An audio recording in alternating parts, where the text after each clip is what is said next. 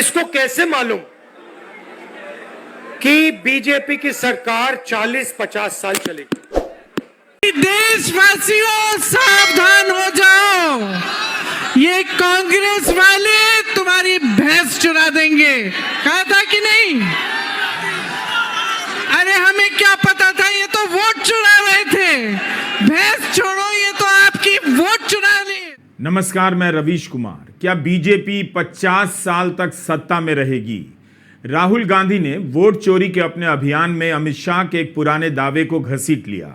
2015 से ही अमित शाह कई मौकों पर कह चुके हैं कि बीजेपी 5-10 साल नहीं 40 से 50 साल के लिए सत्ता में आई है। 2018 में नई दिल्ली में पार्टी की कार्यकारिणी की बैठक में भी उन्होंने ऐसा दावा किया कि 2019 का चुनाव बीजेपी जीत रही है और फिर उसके बाद 50 साल तक सत्ता में रहेगी। तब बीजेपी ने कहा था बीजेपी अपने काम और जनता के विश्वास के आधार पर यह जीत हासिल करेगी। लेकिन मधुबनी में वोट अधिकार यात्रा के दौरान राहुल गांधी ने अमित शाह के इन दावों को वोट चोरी से जोड़ दिया कि वोट चोरी के जरिए बीजेपी अपना सपना पूरा कर रही है। अब बीजेपी की सरकार 40-50 साल चलेगी। हाँ, और मैं सोच रहा था कि यह व्यक्ति कैसे कह सकता है, इसको कैसे मालूम कि बीजेपी की सरकार 40-50 साल चलेगी। हम सब राजनेता हैं, जनता क्या करेगी, जनता के दिल में क्या होता है, जनता ही जानती है। तो ऐसा बयान देना कि अब हमारी सरकार 40-50 साल चलेगी, यह अजीब सा बयान है। और उस टाइम मैंने सोचा था कि इसको कैसे मालूम कि 40-50 साल के लिए सरकार चलेगी। और अब सच्चाई पूरे देश के सामने आ गई है। वो ये बात इसलिए कह सकते हैं कि वो वोट चोरी करते हैं, और ये चोरी इन्होंने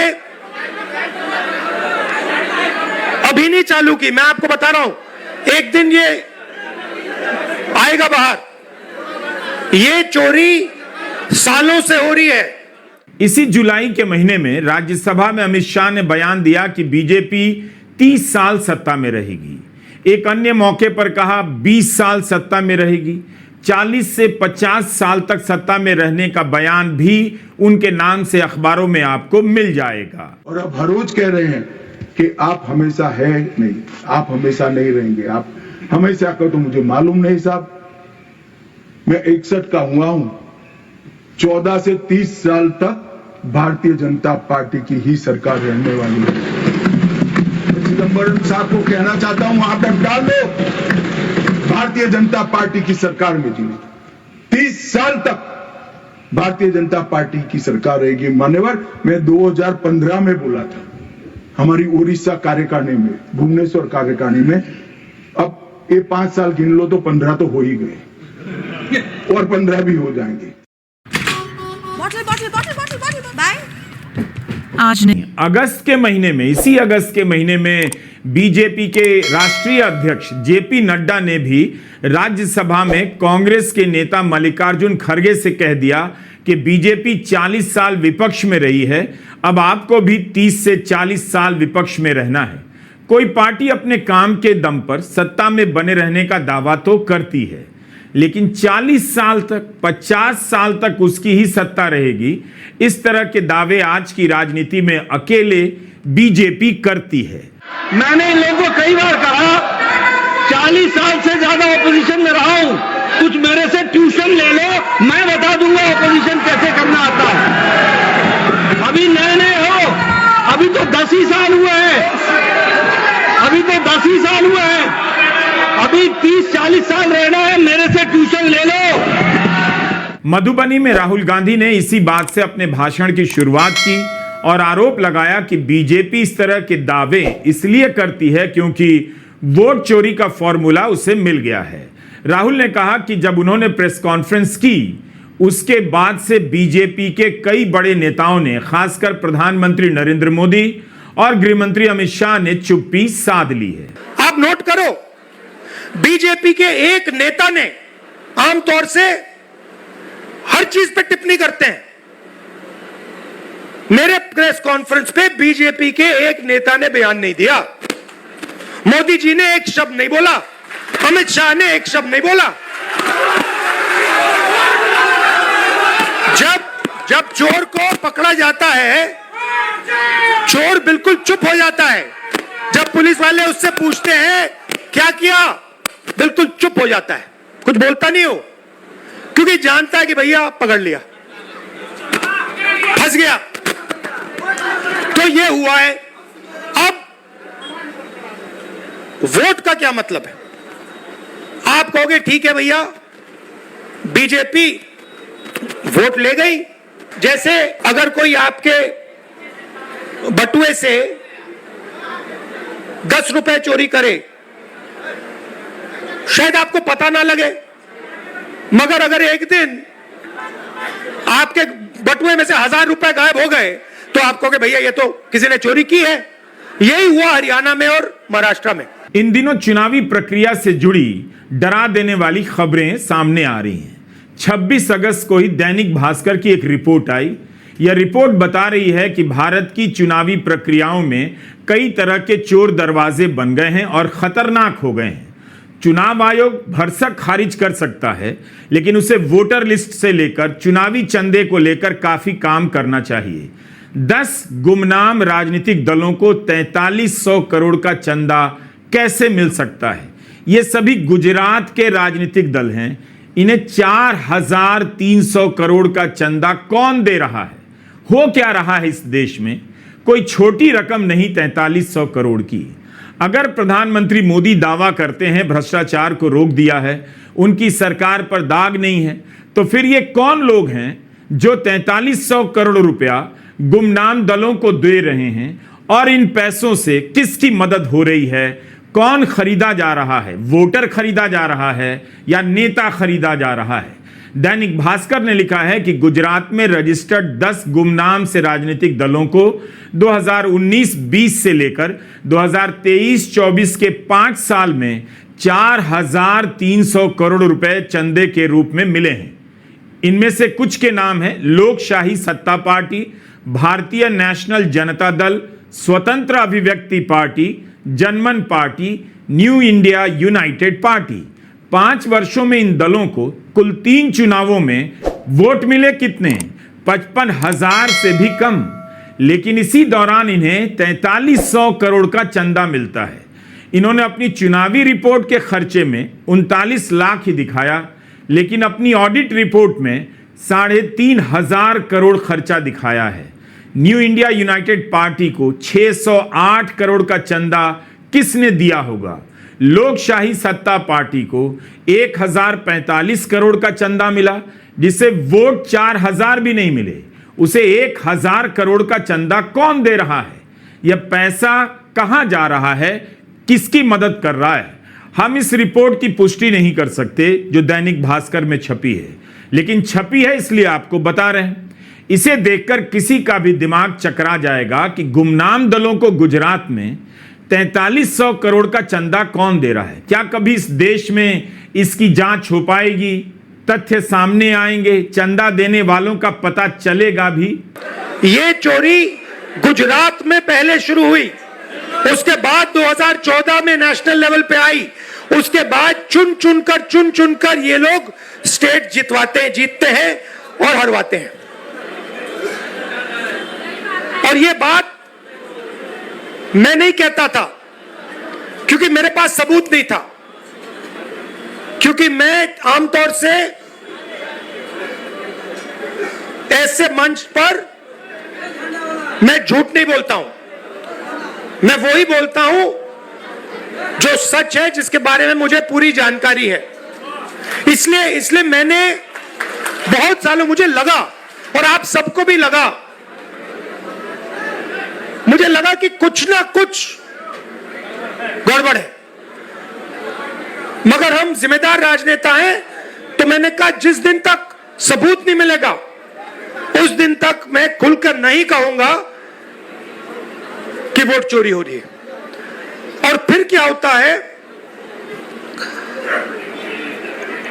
महाराष्ट्र और हरियाणा के चुनाव आते हैं, सबसे पहले डेट बदल देते हैं, चुनाव की डेट बदल देते हैं। जो इलेक्शन कमीशन को चुनने का तरीका है, मैं मोदी जी के साथ बैठा हूं, मैं आपको बताता हूं चुनने का क्या तरीका है।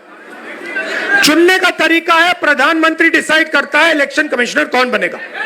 वहां पे विपक्ष के नेता को बैठा देते हैं, वो सीधा कहते हैं भैया हमें लग रहा है कि इस आदमी को बनना चाहिए, विपक्ष का नेता रोक नहीं सकता। फिर 2023 में, भैया शांत हो जाए, 2023 में बीजेपी ने एक नया कानून बनाया। क्या था कि इलेक्शन कमिश्नर पर कोई केस नहीं लगाया जा सकता है। आप सोचिए, हिंदुस्तान के सब नागरिक पर केस लगाया जा सकता है। आप कुछ गलत करो, पुलिस आ जाएगी, एफआईआर हो जाएगा।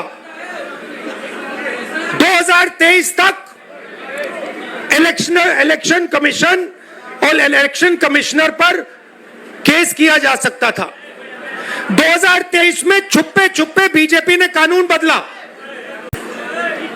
नया कानून कहता है कि इलेक्शन कमिश्नर पर कोई जुडिशियल कार्रवाई नहीं की जा सकती, कोई केस नहीं लगाया जा सकता। अब आप पूछिए अपने आप से कि यह कानून क्यों बनाया गया? चोरी करवाने के लिए, कि ये लोग बिना डरे चोरी कर पाए। तो महाराष्ट्र में इन्होंने क्या गलती की, ये थोड़ा ज्यादा कर दिया।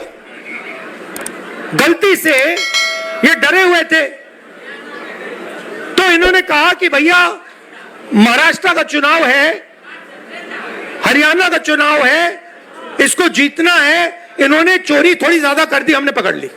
Balram Patil peasant and workers party के उम्मीदवार थे महाराष्ट्र के पनवेल विधानसभा सीट से। इन्होंने चुनाव के पहले ही अपने क्षेत्र में 85,000 डुप्लीकेट वोटर होने के आरोप लगाए अपनी विधानसभा में और आसपास की विधानसभाओं में, लेकिन कोई एक्शन नहीं लिया गया। उनके साथ साथ सत्ताधारी दल शिवसेना एकनाथ शिंदे के मुक्ताई नगर से उम्मीदवार चंद्रकांत पाटिल ने भी डुप्लीकेट वोटर के आरोप लगाए। फ्रंटलाइन में यह रिपोर्ट छपी थी और हमने आपको एक वीडियो में इसके बारे में बताया था। अब यह वायर की रिपोर्ट है। कई सारे संवाददाताओं ने मिलकर 4 जिलों में पड़ताल की तो कई मकान मिल गए जिनके नंबर तो हैं, मगर एक घर में कहीं 197 वोटर दर्ज हैं, तो कहीं 108, तो कहीं 136। मधुबन के एक घर में 389 लोग हैं। एक पते पर इतने सारे लोग कैसे दर्ज हो गए? और जब संवाददाता चुनाव अधिकारी से सफाई मांगते हैं तो उनका बयान ऑन रिकॉर्ड क्यों नहीं मिलता? बाकी मीडिया में क्यों नहीं इस तरह की रिपोर्टिंग हो रही है? मोदी जी आपको टीवी पे दिखते हैं, एक बार चोरी पूरी हो गई वो दिखेंगे भी नहीं, वो अंदर बैठ जाएंगे रेसकोर्स रोड के। वो अलग बात है कि थोड़ी देर बाद बैठना पड़ेगा उनको, क्योंकि इतना गुस्सा है जनता के दिल में। बिहार को देखो, यहां पे आप यात्रा में आओ, देखो क्या हो रहा है। मतलब लाखों लोग आ रहे, कह रहे, बच्चा बच्चा कह रहा है वोट चोर वोट चोर वोट चोर। अच्छा, बच्चे को समझ आ गई बात। मेरे पास बच्चे आ रहे हैं, कान में कह रहे हैं वोट चोर है, वोट चोर, मोदी वोट चोर है, और मीडिया वालों की बात समझ नहीं आ रही।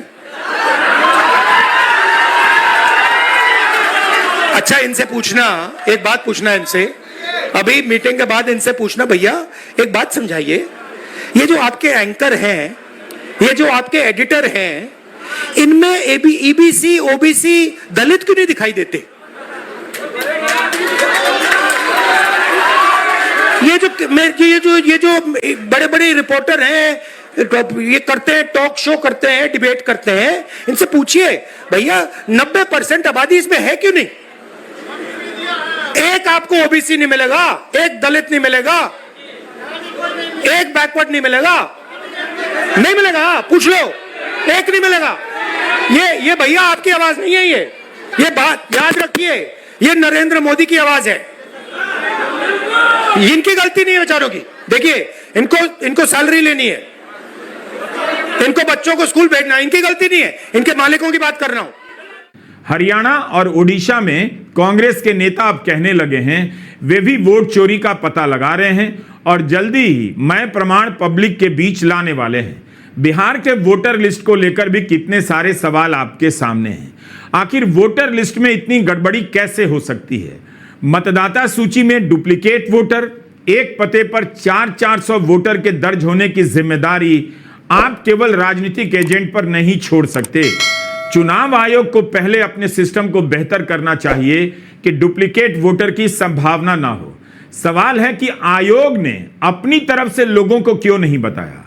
टाइम लगेगा क्योंकि वोट चोरी कर रहे हैं, मगर मैं आपको कह रहा हूं ये आएगा, आप देखना, ये जबरदस्त तरीके से हम बदलाव लाने वाले हैं। आपने अपनी शक्ति दी, आपने ये जो क्रांति होती है ना हिंदुस्तान में, मुझे कहते थे कि हिंदुस्तान में क्रांति बिहार से आती है, मुझे कहते थे कि जो भी राजनीतिक बदलाव आता है, क्रांति आती है बिहार से आती। और मैं सोचता था हां, गांधी जी चंपारण आए थे, बिहार में क्रांति होती है, मगर कैसे होती है? और इस यात्रा में मुझे दिखा कि भैया आप समझ लो कि यहां पे जो आपने किया है ना, ये जो नारा दिया है वोट चोर वोट चोर, ये आपने बिहार से पूरे देश में फैला दिया है, पूरे देश में फैला दिया आपने। अब मोदी जी भाषण देंगे और वहां पे उनके सामने छोटे छोटे बच्चे कहेंगे वोट चोर वोट चोर वोट चोर, लग गया ठप्पा। तो मैं आपका धन्यवाद करना चाहता हूं, और जिन्होंने रास्ता दिखाया, किसने? कर्पूरी ठाकुर जी ने, मंडल जी ने, अंबेडकर जी ने, गांधी जी ने, जिन्होंने हमें रास्ता दिखाया, उनका मैं दिल से धन्यवाद करता हूं। इस बीच एक बहुत अच्छी खबर है, बहुत अच्छी। गुजरात सरकार ने प्रधानमंत्री मोदी को बधाई देने के लिए विज्ञापन छपवाए। इसमें जनता का हजारों करोड़ रुपया उसने बचा लिया, केवल 8 करोड़ 81 लाख ही खर्च की। यह जानकारी आरटीआई से आई और विज्ञापन पिछले साल अक्टूबर में छपे, क्योंकि नरेंद्र मोदी के सत्ता में 23 साल पूरे हुए थे। इसी